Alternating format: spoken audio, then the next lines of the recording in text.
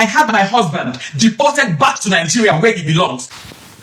He claims he has been betrayed and set up. After decades of living abroad, a Nigerian has now been deported back to Nigeria. This is the story of Femi and Lolade. Femi first arrived abroad with a visiting visa.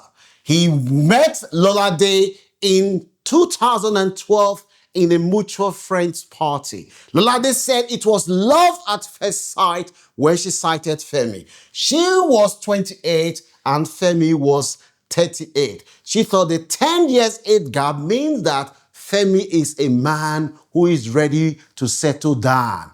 Lolade and Femi started dating.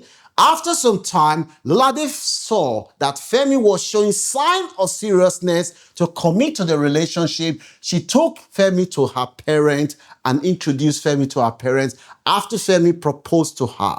Femi knelt down before the parents as a Yoruba tradition demand to say, my in-law, I want to marry your daughter. I am formally asking. The man said, Femi is a responsible man. Is well cultured in Yoruba tradition. This is the kind of son-in-law that I want for my lovely daughter. The man said, you have my blessing to marry my daughter. Femi and Lolade, they started planning for the marriage. They started planning straight away for the marriage. After some time, they got married and they discussed that, look, Lolade said, Femo, I want to have either 3 or 4 children. I want a big family. Femi said, yes, me myself, I want family. I don't have children anywhere. Having a lovely family would be a dream come true. Before you know what, they started trying for children straight away. They tried so hard.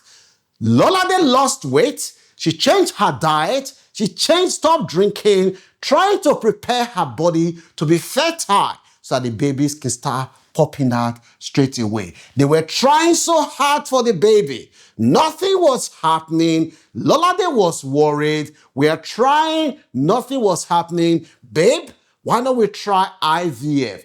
Femi initially said, don't worry. It is God that brings children. When is our time, ours will happen. But Lolade became impatient. I said, let's try IVF. She tried the first IVF. The first one failed. Lolade was worried. Why did the first IVF fail?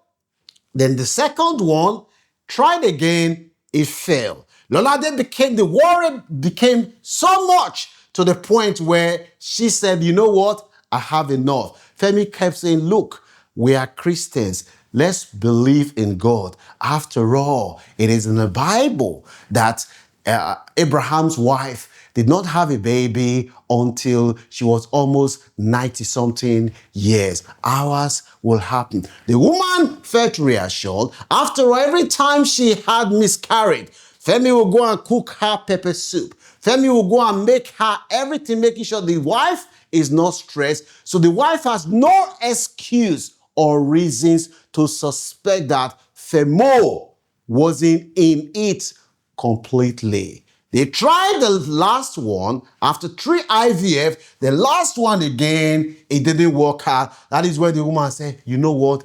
I need to go to the bottom of why this is not happening. She went and said, Femi, let us go and do semen analysis for your sperm to be thoroughly examined to see what is going on. Why is it that this baby is not happening for you? Femi initially was reluctant to go. After some time, Femi then said, okay, if this is going to make you happy, darling, for you to know that I am fully committed to you, let us go and do this semen analysis. Lolade and Femi went to the place. They did a semen analysis, and the doctor was shocked by the results. The result shows that 0,000, there is no drop of real sperm in Femi. The wife was absolutely flabbergasted. What is happening? Is this the work of my enemy? Are they making sure that I do not have any child? They have even gone as far as drying up my husband's sperm to make sure that I am not a mother, I do not carry a child in my womb. She was worried. The doctor didn't ask for second opinion, and they said, okay, they went to somewhere else again. They did another test, which shows that the first test was 100% correct. That is when the doctor said, look, something is not adding up. When they left the place, the woman comforted Femi because the doctor had already spoken to her privately that, look, ask your husband. It could be there is something that he is not telling you. Lolade comforted Femi and said, Femo, I need you to tell me the truth. Femi did not say anything. Femi is the one that normally book Uber for Lolade. When he was booking on that day, Lolade had Femi's phone. She was trying to book Uber. She saw a number that Femi has been calling this number every Wednesday consistently.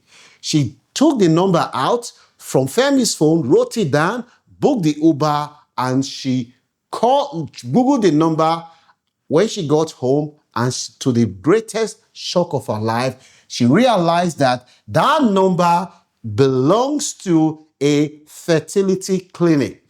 And that is the number that Femi has been calling. And she called the number and they told yes. And she found out that this place is a male fertility clinic. When she had that, she comforted her darling husband and said, look, tell me the truth. I am not a child. Tell me. After much pressure, that was when Femi then apologized and said, you know what, babe? I had a vasectomy, which means that my sperm has been locked up. I cannot have a child. And because this time around, they have been married for almost 10 years. And you're not telling me this now? Lolade was shocked. Femi said, look, I also have another secret that I want to tell you because I want to come clean. Because now I am now a born again. I now realize how much I love you and I don't want to hurt you. The girl said, what is the secret that you want to tell me again? And that was when Femi said, you know what? I have another son. A son in this city where we live. I had the son with my side chick. What is the side chick's name? The Femi said, Ronke. Now gave the full name of the woman.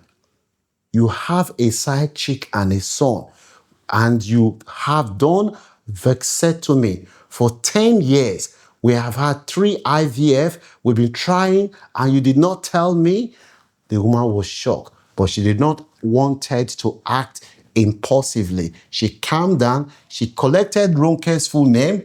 She went online to her. Luckily for her, she was able to find Ronke. She saw a lot of Ronke. She sent messages to all of them. One of them then responded later. And this time around, Ronke herself, she has been waiting all this while because Femi had this child and is not supporting Ronke and the child. So Ronke was angry. She was an angry side chick. As soon as Lolade contacted Ronke, Ronke sent message back and they exchanged number. They started talking. And what Lolade found that shocked her beyond her widest imagination. Ronke then told her that, look, Femi has this child. He was supporting me, but he stopped supporting me. I am now on my own. And Lolade then asked her, Femi has a sister that always calls from Nigeria to pray for us when we are trying to have this baby. He said, what is the sister's name? And Ronke then said, and sister's name is Blessing. Blessing? Blessing is Femi's wife in Nigeria. Femi married Blessing before he left Nigeria. Is Femi's wife? Lolade asked. Yes, it is Femi's wife. In fact, to Ronke's shocked, Lolade told her that she has been sending money to Blessing, and Blessing is a prayer warrior. She's the one that is always saying, go to NSPC, go to Mountain of Fire, go to all this church, Meanwhile, she knew that Femi has already done vasectomy, and she knew also that nothing will ever make Femi to have a child with this guy. And Christmas time, she has been sending her money. She was shocked. When she found this out from Ronke, she calmed down. She did not want to act impulsively. She said, "Thank you very much, my sister, for the lovely information that you have decided to share with me."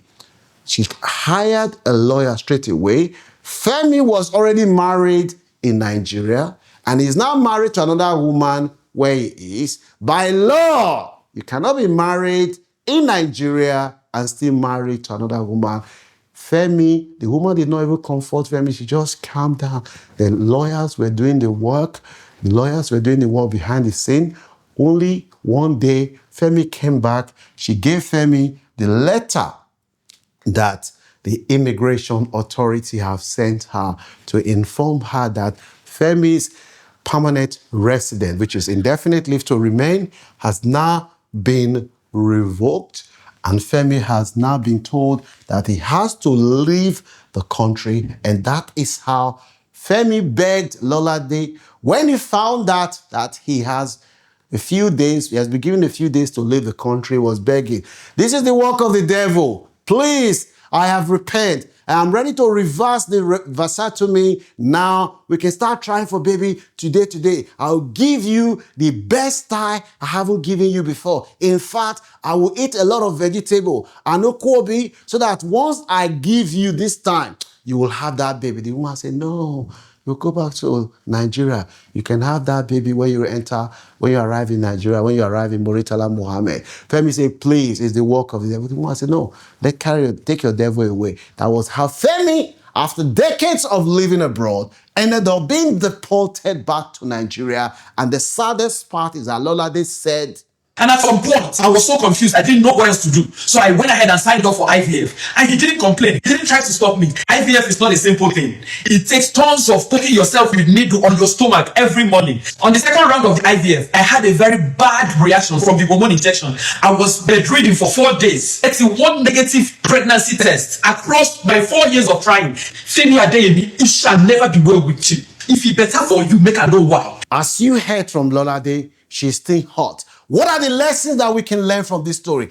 Honesty is the foundation. Secret and deception will eventually surface, often causing far greater damages than truth. Pay attention to red flag. Trust should be verified. And also, protect yourself. Truth and accountability prevail. The question I'm asking you today, is this the work of the devil, as Femi claims that this is the work of devil? Or do you think that Lolade should have given Femi a second chance when he said that he is ready to reverse the vasectomy and he is sorry for what he has done? Let me know what your views are in the comment section. Don't forget to like, share, and subscribe to this channel if you have any story that you want to share with myself and the team. You can WhatsApp it to us on our WhatsApp number, and we will always consider sharing it if we think that others can learn. Don't forget to like and share and follow us on all our social media platforms for the latest update. Peace and love.